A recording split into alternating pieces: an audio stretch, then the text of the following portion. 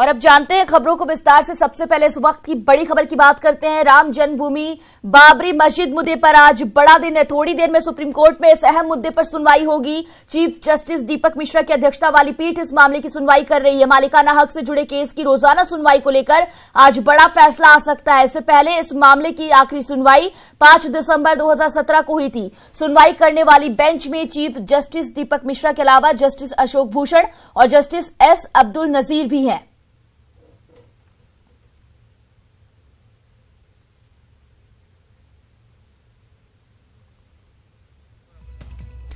ये बड़ी खबर आपको बता रहे हैं। अयोध्या मामले में अहम सुनवाई आज शुरू होने वाली है। थोड़ी देर में, कुछ ही मिनटों में ये सुनवाई शुरू हो जाएगी। काफी अहम दिन है आज, क्योंकि इस मुद्दे को लेकर यह तय किया जाएगा कि क्या इस पूरे मामले की सुनवाई चलेगी लगातार, क्योंकि सुप्रीम कोर्ट ने इससे पहले ही ये तय कर दिया था कि चाहे कुछ भी हो जाए, डॉक्यूमेंट्स, दस्तावेज के ट्रांसलेशन को लेकर अब और तारीख नहीं बढ़ाई जाएगी। 2 महीने पहले तारीख बढ़ा दी गई थी। 2 महीने का वक्त दिया गया था ताकि पूरे दस्तावेजों का ट्रांसलेशन सही तरीके से हो सके और इसे समझने में किसी तरह की कोई दिक्कत ना आ पाए। फिलहाल आपको बता दें कि चीफ जस्टिस दीपक मिश्रा की अध्यक्षता वाली पीठ इस मामले की सुनवाई कर रही है।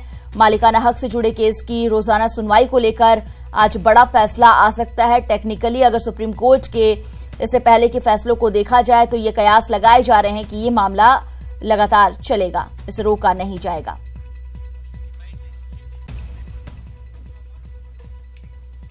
इधर बोर्ड के अध्यक्ष वसीम रिजवी ने कहा कि राम मंदिर के पास मस्जिद नहीं बनेगी तो पूरा विवाद खत्म हो जाएगा। अयोध्या विवाद के मामले पर आज 2 बजे सुनवाई करेगा। हमारे साथ सिया वक्फ बोर्ड के चेयरमैन वसीम रिजवी साहब हैं। सर, आज सुप्रीम कोर्ट सुनवाई के लिए तैयार है, आप लोग भी तैयार हैं क्या? हम तो पहले दिनों से तैयार हैं और सुनवाई आज सुप्रीम कोर्ट करेगा। कोर्ट भी तैयार है, फर्स्ट डे से कोर्ट तैयार है। भागने वाले भाग रहे हैं, जो नहीं चाहते, जिनके पास कुछ नहीं है झोली में, वो चाहते ही नहीं है कि मुकदमा शुरू हो, क्योंकि अगर झोली खुल गई तो फिर उसके अंदर कुछ मिलना ही नहीं है ना। सर, लखनऊ के निचली अदालत के फैसले को आपने सुप्रीम कोर्ट में चुनौती दी है। अगर सुप्रीम कोर्ट आपकी उस याचिका को सुन लेता है तो विवाद ही खत्म हो जाएगा। हमारे वकील साहब कोर्ट में यही मेंशन करेंगे, कोशिश करेंगे कि कोर्ट हमारी बात पर ध्यान दे कि जो मसला है ये शिया प्रॉपर्टी थी। एक मुकदमा हम हारे थे जिसकी अपील नहीं हो पाई थी, हमने अब सुप्रीम कोर्ट में अपील कर दी है, तो कोर्ट उसको कंसीडर पहले कर ले। अगर कि देखिए वो अगर के साक्ष्य और जितने भी सबूत हैं दोनों पक्ष की तरफ से, अगर वो कोर्ट उसको ध्यान से देख लेगी तो यही तय हो जाएगा कि ये सुन्नी वक्फ बोर्ड की प्रॉपर्टी ही नहीं है या सुन्नी समाज से इससे कोई मतलब ही नहीं है, तो फिर शिया वक्फ बोर्ड तो ऑलरेडी चाहते ही नहीं है कि झगड़ा हो।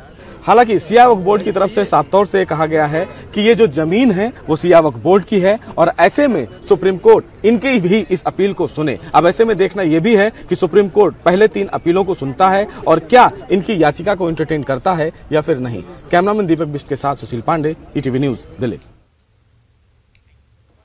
इधर all India Muslim personal law board के सदस्य कमाल फारूकी ने कहा है कि वो पूरी तैयारी के साथ कोर्ट जा रहे हैं। उन्हें पूरी उम्मीद है कि वहां उन्हें इंसाफ मिलेगा। हम तो बल्कि ये चाहेंगे कि ये पॉलिटिकल एजेंडे में न डिस्कस हो, बल्कि ये मुल्क के कॉन्स्टिट्यूशन के हिसाब से हो।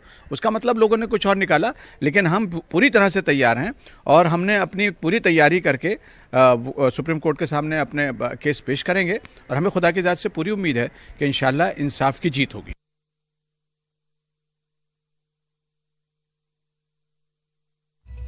क्या क्या इस पूरे मामले में हुआ है वो भी आपको ग्राफिक्स के जरिए हम समझाने की, बताने की कोशिश कर रहे हैं। आपको बता दें कि इस अहम मामले को लेकर सुप्रीम कोर्ट में अब से थोड़ी देर में जो सुनवाई है वो शुरू हो जाएगी। दस्तावेज जो ना सौंपने की वजह से 2 महीने की तारीख जो है वो बढ़ गई थी।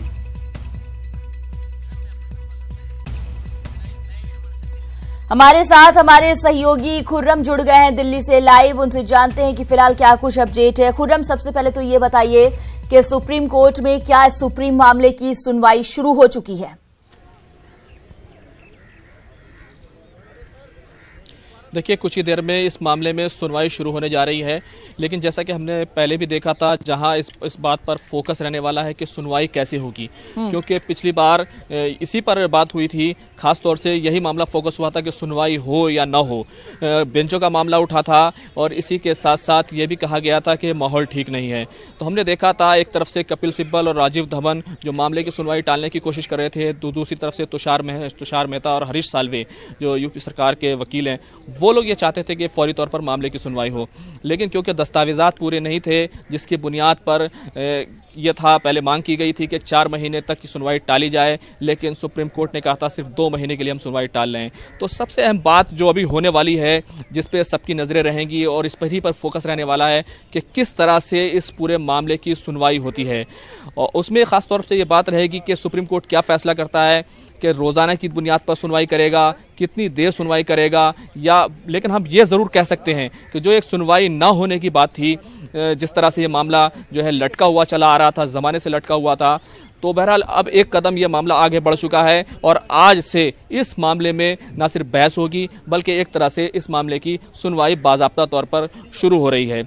वहीं हमें इस पूरे मामले में ये भी देखना होगा, तकरीबन 8000 पेज से ज़्यादा का जो फैसला है वो इलाहाबाद हाई कोर्ट का है।